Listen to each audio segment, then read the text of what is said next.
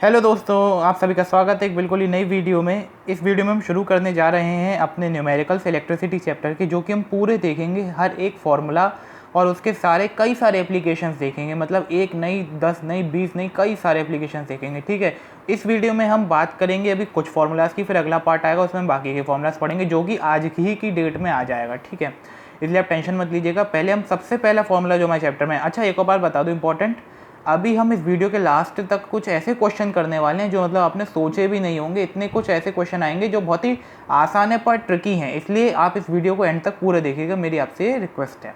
तो चलिए, पहला हमारा जो फॉर्मूला है चैप्टर का वो है Q is equals to N ई।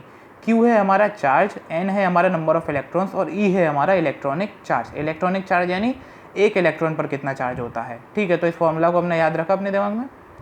अब Q की यूनिट होती है कूलम्ब, N तो हमारा 1 2 3 हो ही सकता है और E हमारा मतलब एक इलेक्ट्रॉन वाला चार्ज है। पहला एग्जांपल है इसका। हमें पता है एक इलेक्ट्रॉन पर 1.6 इंटू 10⁻⁻19 कूलम्ब चार्ज होता है।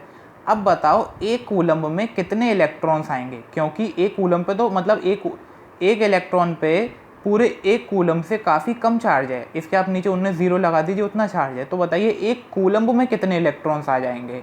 तो हमने 1 कूलम चार्ज की जगह लिखा, एन लिखा, ई की जगह हमने 1.6 इंटू 10⁻⁻19 पुट करा। फिर जब हम इसे सॉल्व करेंगे आगे, तो आप देख सकते हैं हम इसको क्रॉस फिर हमने इधर जब ये लिख दिया था, तो हम 10⁻⁻19 को ऊपर ले गए, हो गई है 10⁻18। 18 कैसे हो गई, हमने इसका एक 10 बाहर निकाल दिया, यहाँ लिख दिया, और फिर एक इसका पॉइंट हटा के 10 यहाँ लिख दिया। अब ये हो गया हमारा 100, ये हो गया 10⁻18। अब आप 16 और 100 का डिवाइड दे सकते हैं, तो 2 से दे दिए।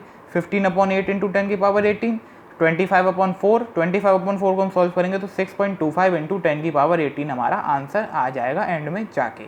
ठीक है, तो ये हमारा पहला फॉर्मूला था Q is equals to N E, जिसके बेसिस पर हमने ऐसे क्वेश्चन हम कर सकते हैं, आपसे पूछे जा सकते हैं। ठीक है, अब दूसरा फॉर्मूला आते हैं फटाफट, तो वो है हमारा I is equals to Q upon T. I मतलब पहले तो ये फॉर्मूला हमारा करंट का है। ठीक है, इसमें हम करंट फाइंड करेंगे मेनली, बाकी करंट के साथ साथ हम चार्ज भी फाइंड कर सकते हैं, टाइम भी फाइंड कर सकते हैं।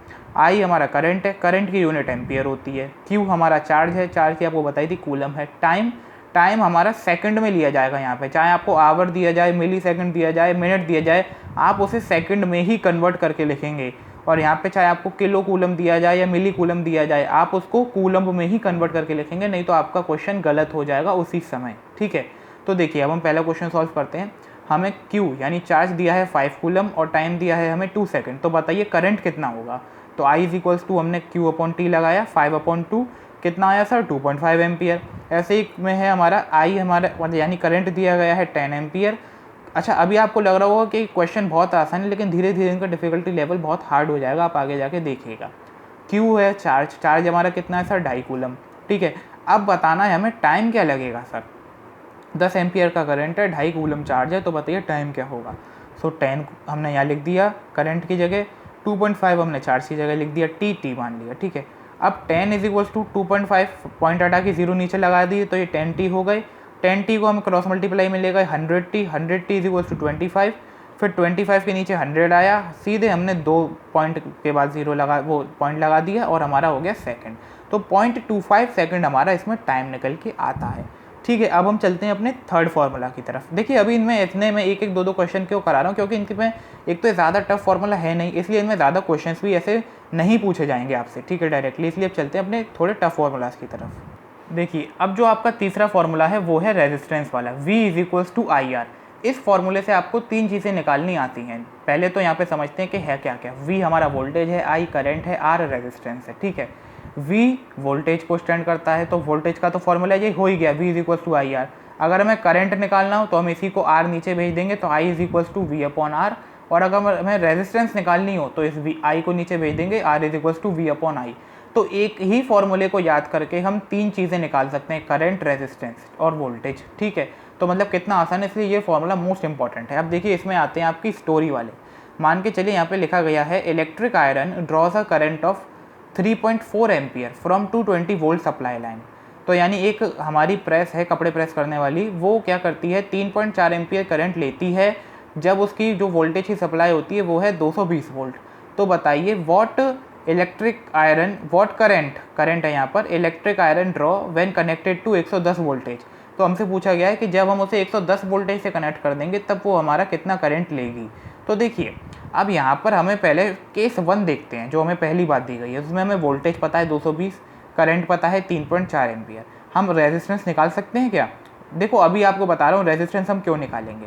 पहले हम रेजिस्टेंस फाइंड करते हैं। रेजिस्टेंस का फॉर्मूला सर आपने ऊपर बता दिया, हमें V/I है। V/I लिखा 220/3.4। इसको आप सॉल्व करेंगे, 2 से कट करेंगे तो आपका 64.7 आएगा।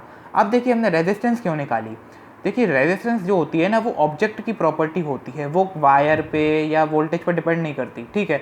इसलिए वो प्रॉपर्टी तो हमारी प्रेस की है। अब प्रेस तो सेम ही रही ना दोनों कंडीशन में, तो इसलिए प्रेस की रेजिस्टेंस सेम ही रहेगी। जब प्रेस वही है तो रेजिस्टेंस थोड़ी ना बदल जाएगी, क्योंकि रेजिस्टेंस प्रेस की होती है, वायर या वोल्टेज पे वो डिपेंड नहीं करती, ठीक है। रेजिस्टेंस खुद के मटेरियल की होती है, ऑब्जेक्ट की होती है कि वो कितना वहाँ पे जाम लगा सकता है जिससे वहाँ पे गर्मी हो जाए, ठीक है। तो वोल्ट प्रेस की हमारी रेजिस्टेंस निकली 64.7। तो अब रेजिस्टेंस ऑब्जेक्ट की है, दोनों जगह सेम रहेगी, इसलिए हमने वोल्टेज लिख दिया 110 वोल्ट जो हमारे दूसरी कंडीशन में कहा गया है। फिर हमने लिखा रेजिस्टेंस हमें पता है। अब सर हम करंट फाइंड कर ही सकते हैं आराम से। करंट का फॉर्मूला I = V/R।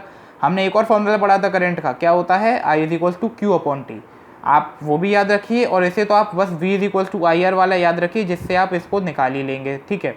हमने लिखा सर 110 वोल्ट ऊपर, 64.7 नीचे, पॉइंट हटाया 0 लगाया। अब सर इसे 647 तो बड़ा प्राइम नंबर सा लग रहा है, इसलिए इसको हम डायरेक्ट डिवाइड देंगे, कुछ नहीं है। पहले हमने 1 से दिया, जो आया पॉइंट लगा के 0 लगा दिया। अब सर हमें पता है यहाँ पे 45 है।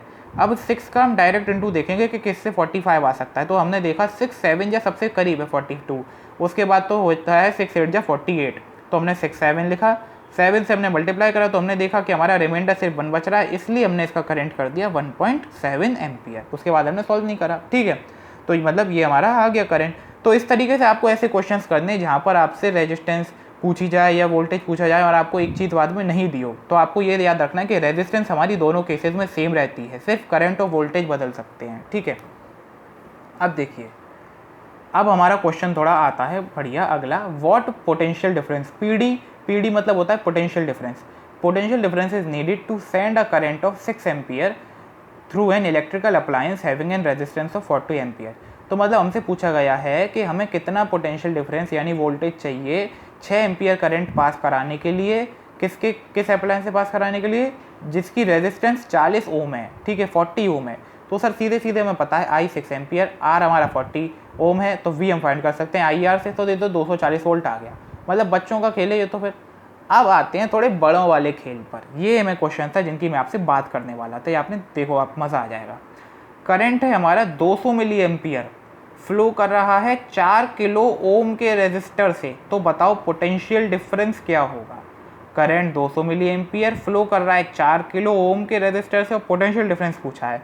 I लिख दिया, R लिख दिया, V फाइंड करना है। अब एक इंपॉर्टेंट इन्फॉर्मेशन, एक एम्पियर में होते हैं 1000 मिली एम्पियर, 1 किलो ओम में होते हैं 1000 ओम। अब देखो मैंने आपको क्या बताया था, अगर आपने चार्ज का फॉर्मूला भी मेरा देखा उधर करंट का, तो मैंने कहा था कि जो हमारा चार्ज होगा उसको हम कूलम्ब में ही लेंगे और टाइम होगा उसको सेकंड में लेंगे, चाहे फिर कुछ भी दिया हो, आवर मिनट कुछ भी दिया हो उसे सेकंड में कन्वर्ट करेंगे। ऐसे ही अगर हमारा वोल्टेज का फॉर्मूला I × R होता है, तो करंट को हम एम्पियर में ही लेंगे और रेजिस्टेंस को हम ओम में ही लेंगे, चाहे कुछ भी दिया हो। तो 1000 मिली एम्पियर है 1 एम्पियर में, तो हम 200 मिली एम्पियर को पहले 1 एम्पियर में कन्वर्ट करेंगे। तो 200 के नीचे हम 1000 का डिवाइड देंगे तो ये एम्पियर बन जाएगा। फिर 4 किलो हमारा ओम दिया गया है रेजिस्टेंस, तो उससे हमने मल्टीप्लाई करा 1000 ओम से, तो वो आया हमारा 4000 ओम।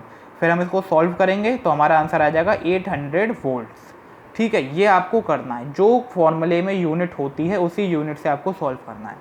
अगला क्वेश्चन है पोटेंशियल डिफरेंस है 10 वोल्ट, चाहिए हमें 0.02 एम्पियर करंट को फ्लो कराने के लिए थ्रू अ वायर। अब बताओ कितना पोटेंशियल डिफरेंस चाहिए होगा to make a current of 250 ampere flow through the same wire, ठीक है।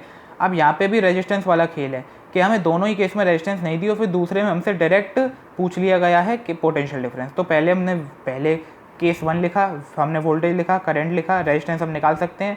अब देखो यहाँ पे 0.02 एम्पियर था, तो हमने पॉइंट हटाएंगे, नीचे हमने ऊपर 0 लगा दिए इसके रेजिस्टेंस वाले फॉर्मूला के लिए, ठीक है। रेजिस्टेंस होता है हमारा V/I, तो वोल्टेज ऊपर करंट नीचे, ये ऊपर गया, ठीक है। तो हमारा आंसर आया 500 ओम। अब हम आगे का सॉल्व करेंगे। अब हमें रेजिस्टेंस तो सर दोनों ही केस में सेम रहेगी, क्योंकि जब एक ही वायर इस्तेमाल हो रहा है तो उसकी रेजिस्टेंस तो सेम ही होगी ना। वो तो करंट और वोल्टेज पे फ़र्क पड़ता नहीं है सर उससे, या वो बदलती नहीं है। तो 500 में आई हमारा 250 मिली एम्पियर हमें दिया ही गया है दूसरे केस में, तो 250 मिली एम्पियर को पहले एम्पियर में कन्वर्ट करा, 0.25 एम्पियर। अब हम वोल्टेज निकाल लेंगे सर, मल्टीप्लाई करेंगे, 25 या 125, 2 जीरो हैं वो पॉइंट से चले ही जाएंगे अपने, तो 125 हमारा वोल्ट आंसर आया। अब इस ये देखिए, अब ये क्वेश्चन थोड़े ट्रिकी थे। अगर किसी बच्चे को यूनिट में कन्फ्यूजन होगा और उसे पता नहीं होगा कि मुझे फॉर्मूले में कौन सी यूनिट पुट करनी है, तो वो गड़बड़ कराएगा पक्का 110%। ठीक है, अब इस वीडियो में हमने अपने 3 फार्मूला देखी है, बाकी के जो हमारे बचे हैं 3 फार्मूला वो हम अगली वीडियो में देखेंगे। पूरे उनके काफ़ी अच्छी प्रैक्टिस करेंगे, क्योंकि वो आने वाले हैं टफ फार्मूला, सीरीज़ पैरेलल के, रेजिस्टिविटी के। ठीक है, अच्छे हम डायग्राम्स वाले क्वेश्चन करने वाले हैं। तो प्लीज़ आप चैनल को सब्सक्राइब कर दीजिए, जिससे आपकी प्रैक्टिस अच्छी हो पाए। और मैं सोच रहा हूँ हम लाइव भी आ जाएँ फटाफट से, जिससे लाइव में थोड़े अच्छे से इंटरेक्ट कर पाते हैं। अब लाइव के लिए हमें पहले तो अपने सब्सक्राइबर्स का जो टारगेट है वो पूरा करना है, तो प्लीज़ आप लोग सब्सक्राइब कर दीजिए, मेरी वीडियो को लाइक कर दीजिए, वैसे शेयर करिए जितना हो सकता है। अगर आपको कोई दिक्कत हो या मैंने सही नहीं समझाया तो आप मुझे कमेंट में बता सकते हैं। Thank you.